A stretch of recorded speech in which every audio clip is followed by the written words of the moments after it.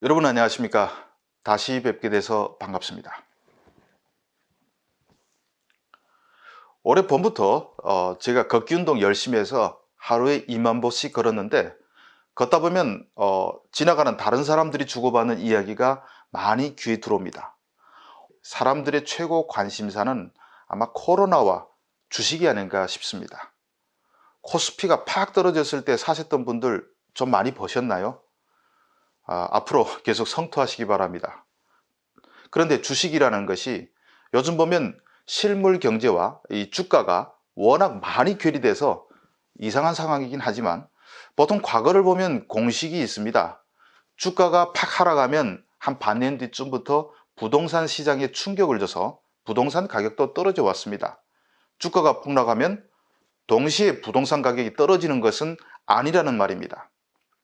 마치 바다에서 바람이 싹 불면 한 30분 뒤부터 파도가 일어나는 것과 똑같은 이치라고 할까요?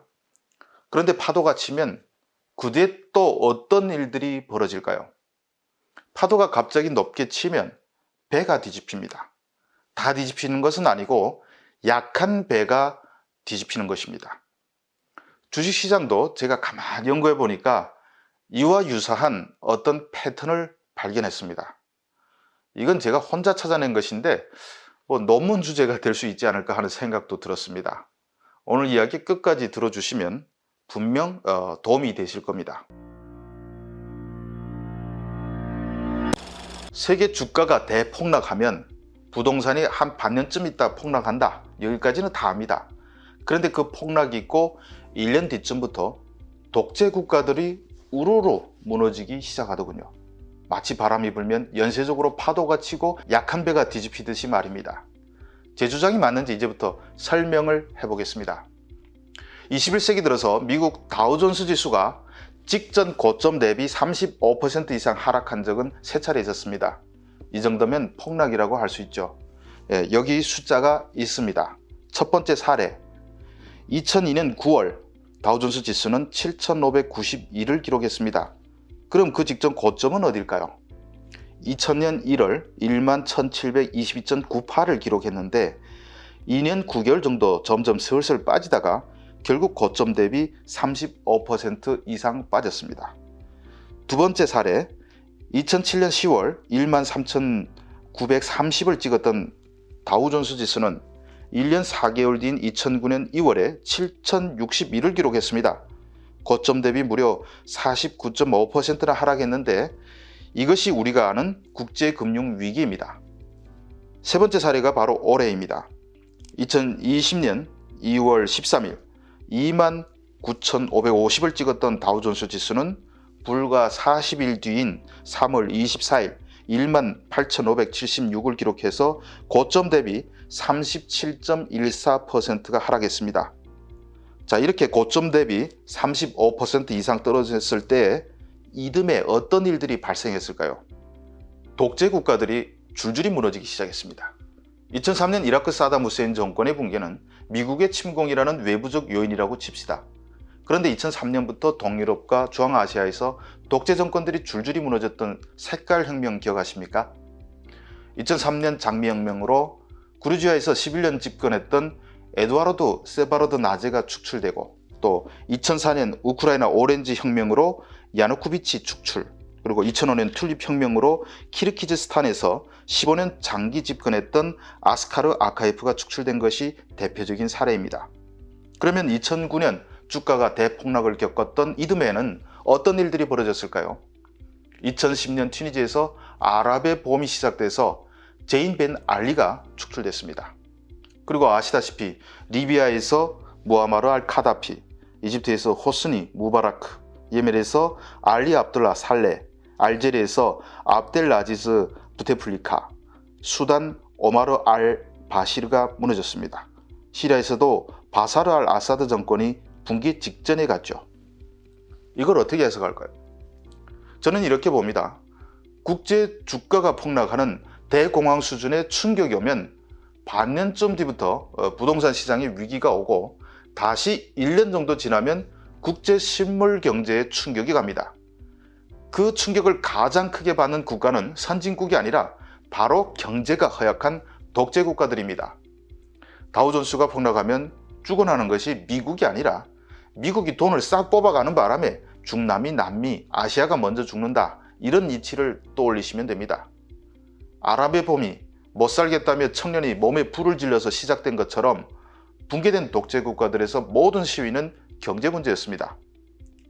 자, 그럼 올해를 한번 봅시다. 3월 24일 고점 대비 37.14%가 빠졌고 지금 엄청난 유동성에 힘입어서 V자 반등에 성공한 듯이 보입니다. 그런데 과거 주가 폭락 때를 보면 V자 반등이 한 번도 없었고 두 번째 추락의 골짜기가 더 깊었습니다. 이번에는 V자 반등으로 끝날지 올 가을에 제2차 팬데믹이 닥쳐서 더 큰 추락이 있을지는 제가 주가 전문가는 아니니 모르겠습니다. 다만 어찌됐든 이게 전 세계 실물 경제가 박살이 난 것은 분명합니다. 그러면 과거 사례에 비추어서 내년쯤부터 가장 허약한 독재 국가들의 구충격에 갈 것입니다. 오늘날의 가장 허약한 독재 국가들이 어디입니까? 바로 이란과 북한, 투르크메니스탄의 베르디 무하메도프 등이 대표적입니다. 러시아와 중국도 독재이긴 하지만 여긴 강대국이라 사이즈가 다릅니다. 이란, 북한, 투르크메니스탄 중에 제일 위험한 것은 바로 이란이죠. 코로나가 기승을 부리는 데다가 경제의 중추인 국제유가 가격이 바닥이라 내년도 그 나라 경제가 어떻게 될지 상상이 안 됩니다. 저는 이란은 내년에 매우 위험하다고 봅니다. 그러면 북한은 어떨까요? 20세기 후반 고난행군 거치고 나와서 21세기 들어 북한이 지금보다 더 허약해진 때는 없었고 앞으로 더 급속히 허약해질 것입니다. 강력한 제재로 돈이 들어올 길은 막혔고 또 코로나로 셀프 봉쇄까지 하면서 이렇게 철저하게 돈줄이 마른 적이 없습니다. 돈이 없으면 올해 당장 영향이 있지는 않습니다. 바다와 파도처럼 시차를 두고 영향이 나타나는 것입니다. 가령 돈이 없으면 비료 못 사오고 그러면 올해 농사를 마치고 그 충격은 내년 봄쯤부터 나타나는 것입니다.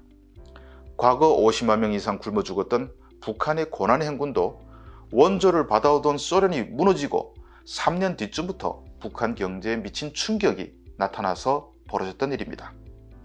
명색이 국가인지라 충격을 흡수할 여력은 좀 있지만 일단 어느 정도 버티다가 더는 못 버티게 되면 감당할 수 없을 정도로 위기가 갑자기 닥쳐옵니다. 몇 년 안에 김정은 체제가 무너질지 아닐지 제가 장담할 수는 없습니다.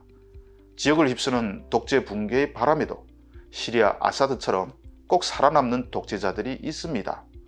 시리아는 국토가 완전히 폐허가 되고 인구 1700만 명의 나라에서 50만 명 이상이 죽고 500만 명 이상이 난민이 됐지만 어쨌든 바사르 알 아사드는 살아남았습니다.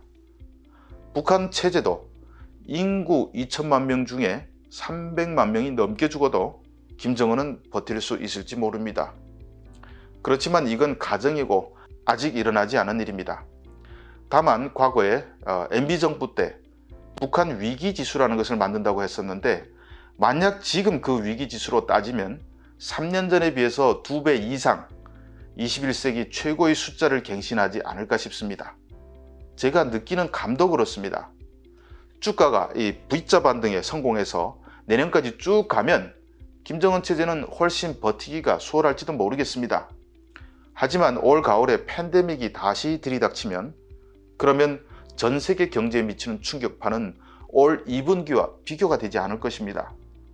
그 충격이 결국 내년쯤부터 김정은 체제에 미칠 것이고 내년부터 위기에 몰리게 됩니다. 제가 2차 팬데믹을 원한다고 말하는 것은 아니지만 그 팬데믹의 공포를 우리는 주가만 바라보지 말고 더 멀리 한번 바라봅시다. 제2차 팬데믹이 오면 북한이 위기고 이것이 한반도 통일과 한국 경제에 어떤 충격파로 다가올지 전문가들이 고민해야 한다고 봅니다. 이게 제가 쉽게 말해도 사실은 무서운 이야기입니다. 오늘 이야기는 여기서 마치도록 하겠습니다.